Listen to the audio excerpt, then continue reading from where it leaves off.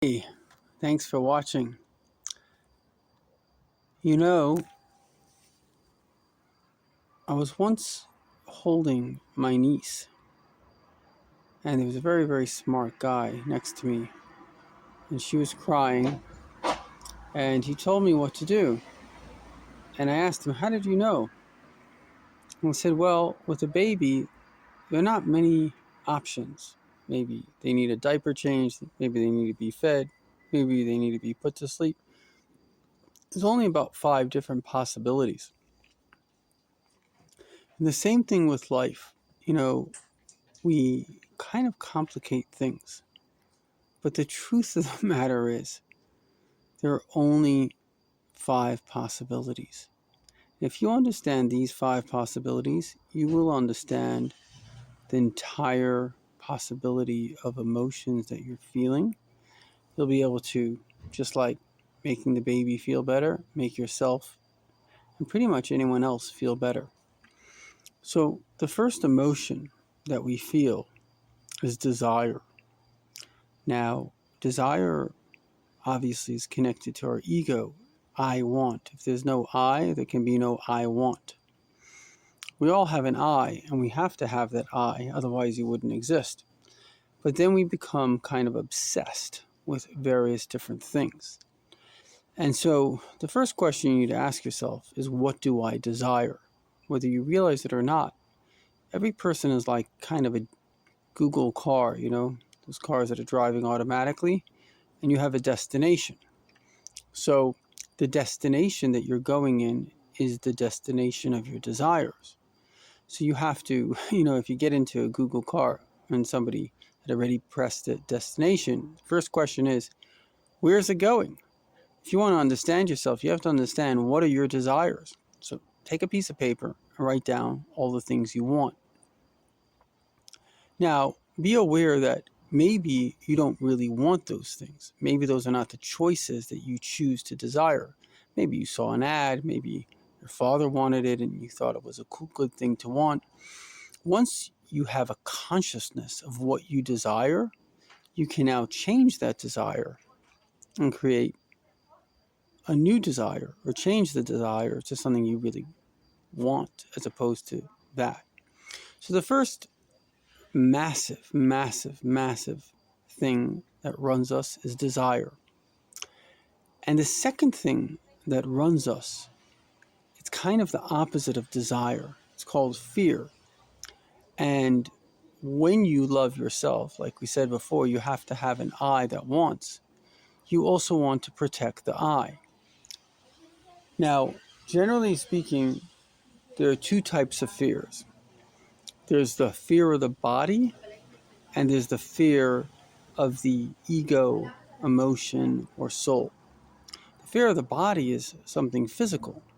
Maybe you're afraid you don't have money, so you won't have food. But the fear of the ego or emotions or soul is a different type of fear.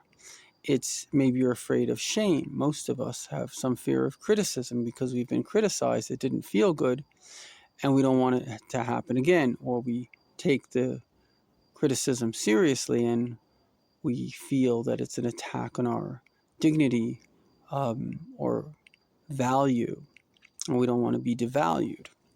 And so the second thing you need to do is ask yourself, what do I fear? Take a piece of paper, and this is probably the most important exercise you can probably do in your life.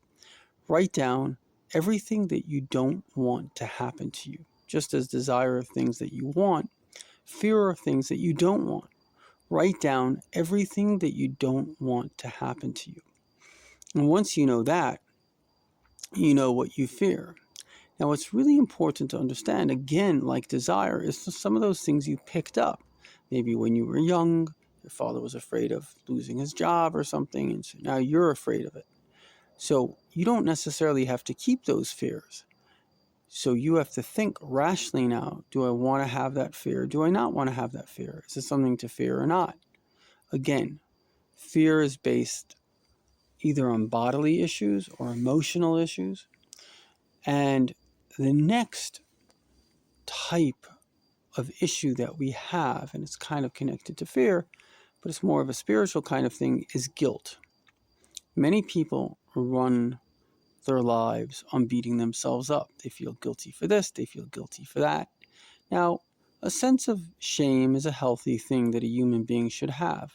Nothing worse than a shameless person, an arrogant person who thinks he's always right. But to always feel shame, as the Baal Shem Tov says, more than the Yetzer Hara, the devil, or the dark side, the Satan wants you to feel, more than he wants you to sin, he wants you to feel ashamed that you sinned. Because once we're feeling shame, we feel down, we kind of feel depressed, and we become vulnerable to bad people. We want to feel better about ourselves or bad behaviors. Many people are on drugs, trying to erase shame. So again, take a piece of paper and write, what do I feel ashamed about? Bring it out into the consciousness. Once you understand, you say to yourself, should I really feel ashamed about that? One thing is for sure, it's not healthy to feel shame. It's not healthy to live with shame. If you want to change, just change.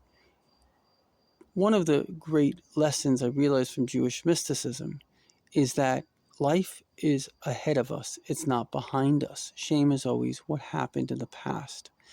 And so our job is to correct the present and the future, not the past.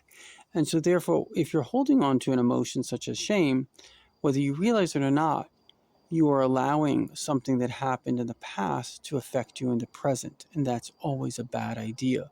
You have to actually say, what do I want to do about this? Decide, do I want to apologize to someone? Do I not?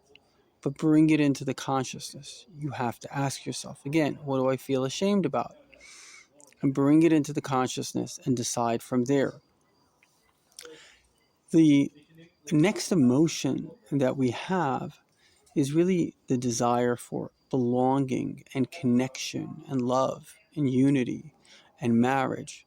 These are very real human emotions. A person, ha'adam hu medini, person by nature is a social creature.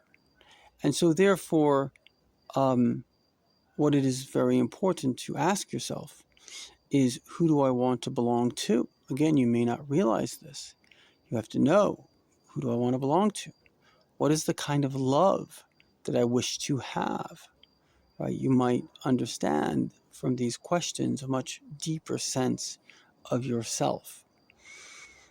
And last but not least, the other emotion that really runs us, and in a sense it's one of the most important things and most overlooked, is, what is the meaning and purpose of my life? And ask yourself that.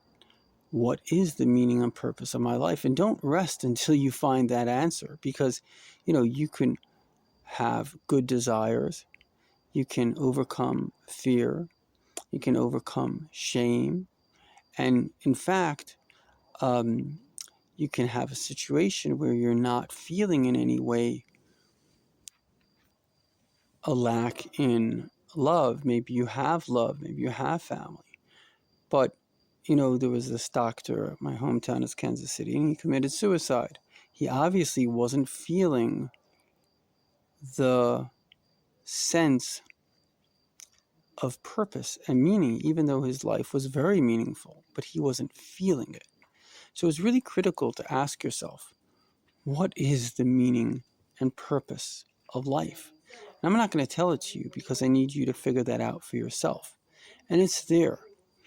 Everybody has some kind of special gift, a talent, etc. But go figure out, what is the meaning and purpose of your life? And then do it, because it's not enough to have the information. It has to be the action. In my life, I figured out that I have a bit of a talent in taking Jewish mysticism and making it user-friendly. The more I do that, the better I feel about myself. Again, it's simple. If you do the meaning of life, you'll feel the meaning of life. And so good luck. Literally, every single emotion that we have is contained in these 5 emotions. Number 1, desire. Number 2, fear. Number 3, shame or guilt. Number 4, love, belonging.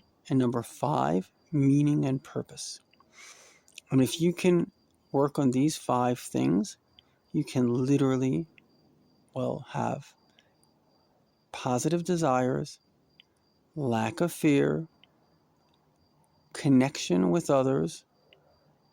You'll also have lack of shame and guilt. And last but not least, a meaningful, purposeful existence. What could be better than that? Take the time. If you made it this far, you're really interested in this subject. But it's not going to help unless you do the exercises. Number 1, write down the things that you desire. Check it. Do I really desire those things? Number 2, what are my fears? Check it. Are those things worth fearing? Should I fear them? Should I not? Are they my fears? Or are they someone else's fears? Number 3, go into guilt and shame. What do I feel guilty and ashamed about? Should I or shouldn't I? Was it just a bully that made me feel that way? Was it something that I should be feeling guilty? Is there something I should do about it? Number 4, who do I wish to belong to? What are the loves that I wish to have? And of course, go for it. And number 5, what is the meaning and purpose of my life? And do it. And these 5 things are the 5 key things that run all of us. And if you can actually do this, and if this is meaningful, share it with someone else, you can not only change your life, but someone else's as well.